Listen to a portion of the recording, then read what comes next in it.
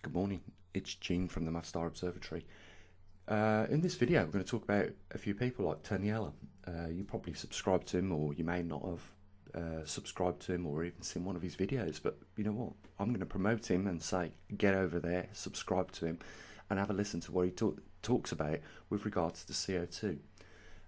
Before we get into that, I want to say, as usual, a big thanks to you guys, my foundations that look after me here in the UK at the maverickstar Observatory with your funding. You know, I couldn't do this without you guys. I couldn't buy the equipment that we've got. We certainly wouldn't have a web over the world now with magnetometers. Another one went out to Tucson, I believe that's how you pronounce it, not like I usually do, Tucson, Arizona. I know I make a meal out of some of these names like South California, and you know, some of you guys correct me and say, no, Jane, it's actually Southern California. But there you go. So, big thanks to you guys, you know, and guys like Doug, Susan in San Francisco, and Israel. You know who you are. I'm not going to use your first name, but you know who you are, and a lot of others. Anyhow, let's get into it. Tony Ellis, what a guy, and he needs credit where credit's due. You know, the guy has sacrificed good jobs for the fact that what the company is doing is not completely fair and right, and you know, he has at the end of the day lost his own livelihood as a result of that. It's called doing the right thing, and you know, I completely can relate to Tony because I've done the same thing. It's not easy to, you know, deliberately cut one of your feet off to do the right thing, because if you've got a conscience, you can do one of two things. You can put it in the closet and forget about it and then go and fill your pockets full of cash, or you can do the right thing, and that is going to come as a sacrifice to you as a result. You know when we talk about sacrifice, couldn't be a bigger thing than what Jesus did for everybody. You know, put himself in harm's way, ended up nailed on a cross as a result of it, but did the right thing. And you know, at the end of the day, it came out good for him. You know, he was resurrected, wasn't he? And I believe guys like Tony Ellis will be one of these people that, you know, is obviously going to face some troubles as a result of what he's doing. I mean, he's bringing down some pretty big organisations with his truth, and he's mainly his business is climate and debunking the man-made climate, as these organisations are pushing right now, like CO2 causing the climatic changes that we've got. He's smashed it. You know, he's come out with the facts, and if he was ever charged with being a climate denier and was put in court, then your superstar barrister that you'd want on your right hand arm would be Tony Ellis, because he would definitely win the day for you in court. Some of the things he's done, I've been following him now for a good few months now, maybe about 7 or so months. He's proved that there is no sea rising, showed the charts to back it up, and that is one of his that's his style. You know, he doesn't just talk about it. He goes, here you go, here's the evidence in the charts, here's where NASA have manipulated the temperature, and you know, this is the temperature chart they should have been using, or they did originally start using, and here is where they've manipulated the new chart. And you know, he's brought out, you know, things like what Obama said about, you know, increasing taxes on energy, but you know, producers as a result of trying to cut you know, CO2 and you know, these greenhouse gases, and you know, Obama told people that he was going to pass on that these energy companies, through being taxed higher, would inevitably pass on these increases to the consumer. You know, what that simply means is that, you know, the people that are on small wages just end up suffering even more. And you know, people like Obama don't care about things like that. I know it's almost touching on the political scales of things, but at the end of the day, you know, Tony brings it home and tells the truth. So if you haven't already gone over to Tony Ellis YouTube channel, nip over there, have a watch of a few of his videos, and it's up to you if you want to subscribe. Simply, I don't tell people to subscribe to other people often, and you very rarely hear me ask you to subscribe to me if you're a new visitor to some of the information that I talk about. It's entirely up to you. I'm one of these people that if I enjoy hearing what somebody's got to say and they've captured my interest, then I'm one of these people that will click subscribe and come back for more. And I dare say we're all the same. The only thing I would say about Tony Ellis is he sticks to his his interest, which is climate and CO2. And I've not heard him talk about some of the facts that we know are true, that are happening in our world. And I'd love him to get on the topic of geomagnetics and talk about the magnetic pole reversal, because we know as a fact that this is happening in our time. It's a rare event. Last time the Earth went through a completed reversal was 780,000 years ago, and it's back on our doorsteps today. Can you believe it? We are experiencing a geomagnetic reversal. It could be an excursion, and we can't say it's not, because simply, if the poles don't hold their position after they have reversed, it's an excursion. If they do, then it's a completed reversal. But one thing for sure is it's 500,000 years overdue, and even the main organisations will admit that the Earth is experiencing either one of those two things, an excursion or a reversal. Another thing that is a fact without any doubt, which is a recent anomaly which has taken place over the last 33 years or so, is the grand solar minimum. Sunspot activity has dropped off exponentially over the last 33 years, and we haven't seen the equilibrium point, the middle point at where things begin to get better, and we might not do for a long period of time. It's anybody's best guess, but it is a fact that the Earth and our solar system are going through some major changes. And as a result of that, another fact is how the jet streams have been affected. And it's not just speculation, this is actually happening right now.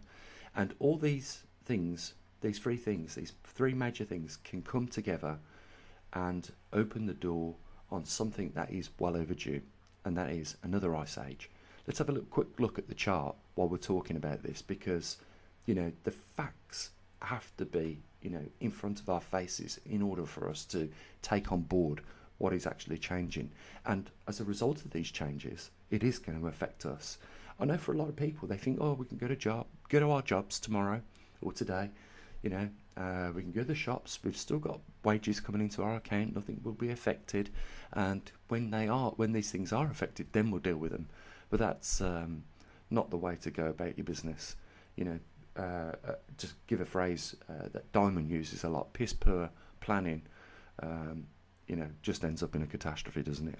I know I've changed his line a little bit there, but it's true.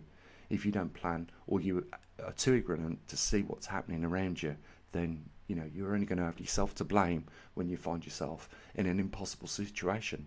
And these things that we're talking about are going to lead to that impossible situation for us all, if they haven't started to affect you already. So it's that chart I've been using a lot lately, because simply it is the crystal ball which allows us to see in the future. It is also the one that allows us to see in the past. And again, I'll bring your attention to the most recent times. Look where we are. We're at the peak of temperature and CO2 at the same time, and there's no surprise in there, because if we just look at where zero is, the most present time, you'll see that for the last 12,000 years we've had an unusual period of warm climate. You can see the other four spikes on this chart. At any point of those four, there has never been a time where we have had an unusual warming period. And it should be of no surprise to anybody that the reason why CO2 has reached the levels of over 400 parts per million is because of that warming. When the oceans are warmer, they release more CO2, and when the oceans are colder, they absorb it. It's as simple as that. And that is the story really behind CO2. And we shouldn't be paying too much attention to it really, because I've said it before, it's a trace element. You know, this gas in our atmosphere makes up less than 1% of total gases. We've got a massive reservoir of oxygen. We have a massive, massive reservoir of nitrogen. Most of our atmosphere is nitrogen, as you probably already know, about 70% or more, 80%. And then the other 20% mainly is occupied by oxygen, and thankfully enough, because we need it. You know, there's a few things that human beings need. We need oxygen, we need food, and we need water. And our planet, thankfully enough, provide all those creature comforts for ourselves and all the other biodiversities on the planet. I want to draw your attention to this chart though. Go back to 200,000 years, and do you notice something has changed? Okay, let me bring your attention to it. From around about 200,000 years, as the chart goes along, you'll notice that the line of blue is getting thicker and thicker, and that's because the fluctuations are becoming more and more. And this is one of the reasons by now you've probably realised that we're enjoying a long 12,000 year period of warming. And you can see even right up until the 0 point on this chart that the band is almost like a thick blue line as opposed to anything beyond 200,000 years. Let me put that in perspective for you. If your car wheel was at the beginning of this chart 400,000 years ago, turning round, there wouldn't be any noise. You know, it'd be a nice smooth action. The bearing would be clean on that wheel and it'd be rolling without any noise. Up to about 200,000 years after the 400,000 years, so we're at a halfway point now, you'd probably begin to notice a little you know, noise, a little bit of a bearing problem. And as time goes on to the present day, you'd be almost worried that the fact that the wheel's going to come off the car, because the noise now of that bearing is getting louder and louder. It's no different to what's happening now, only the analogy is different. We are definitely building up to something. We know that at the peak of temperature, when temperature hits these peaks, it drops afterwards. And as a result of that, we're going to what's called a glacial period. You know, and as you can see, glacial periods last, you know, around 80 to 100,000 years. You know, what I want to say here, guys, is we're looking at our future. It's inevitable. This is a crystal ball, and we can see what is about to happen next, and we've seen what has happened in the past. It's like this, to use a couple of analogies. It's like telling the alcoholic, if you keep abusing alcohol at the rate you are, you're going to damage your liver beyond control and you will be dead in 6 months. Same thing for the drug abuser. If you continue taking drugs at the rate you are going to be dead, and this chart shows it. You know, again, if you stay on the track at which you are, right, and knowingly see the train coming and choose not to get off the track, you are going to be hit by the train. And now I'll put that into perspective for all you guys. You can see what's coming. You might not be an alcoholic, a drug abuser, or standing on the track. You could be having your bacon and eggs right now, or your meal with your family, just listening to me on your headset, or you could be commuting to and from work. If you think this isn't going to affect you, then you're wrong. Because if it hasn't already started to affect you yet, it is, I guarantee, at some point going to. And we can speculate on all the things that could possibly come from what we're looking at right now. But I will tell you this, and you've got to agree with me here, is that what we are looking at on this chart is a trend. And we shouldn't be naive to expect something different this time as what has happened all the other times. But you know as well as I know that our governments haven't prepared for this. They haven't, you know, bolstered up the electrical grid to cope with another emerging glacial period. You know, they haven't taken provisions to manage food production in this period of time because of whatever problems that they're dealing with. You know, we've got borders these days, and that prevents people migrating and creates a lot of other problems. Yeah. I will say this: if we was back in the days of the Vikings, we would cope easier, but we're not. We are a technological advanced, global civilization now. We've got borders, which stops migration.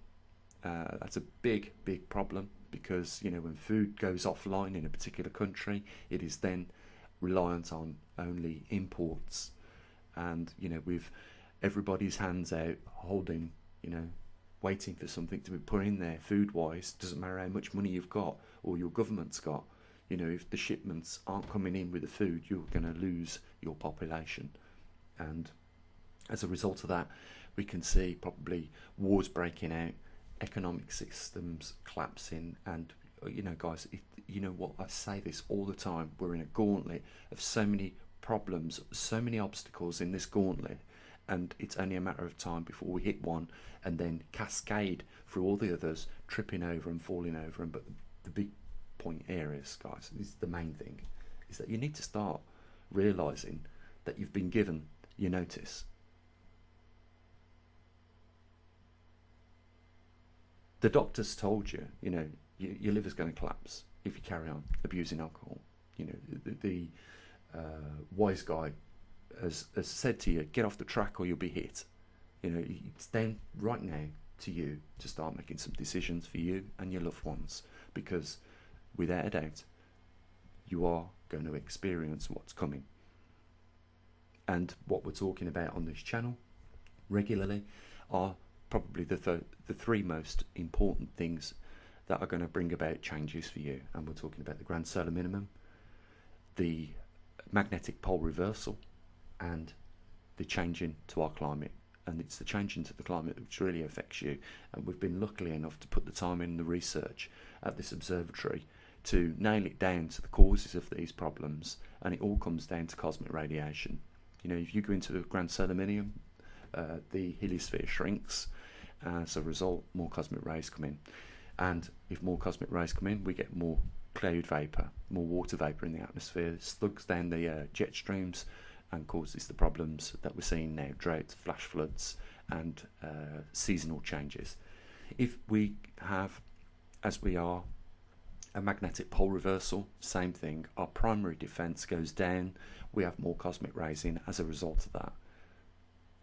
Again, more cloud vapor and seasonal changes, and food production goes off. You know, and you know, guys, the third is the climate change, and the climate is changing. I'm not saying that the waters are rising, that the ice caps are melting or increasing. Well, we do know that they are increasing on Antarctica for the last 10 years at least. You know, but what I am saying is, at some point, it comes round, knocking on your door.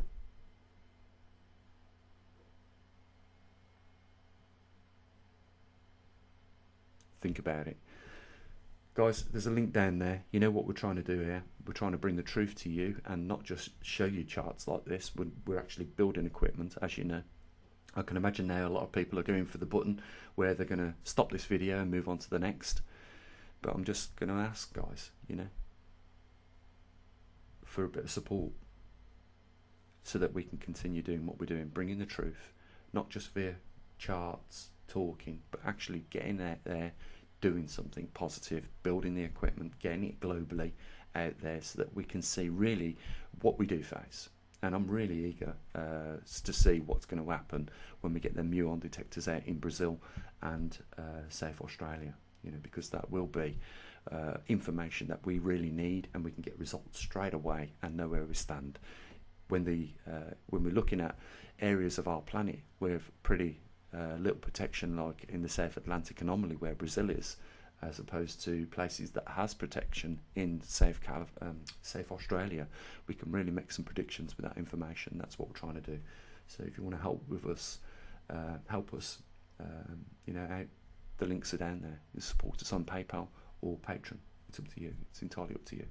I'll say what I usually do. You take care, guys. I'll be back, and I'll say what I usually do. Have a great day, and as always, bye for now.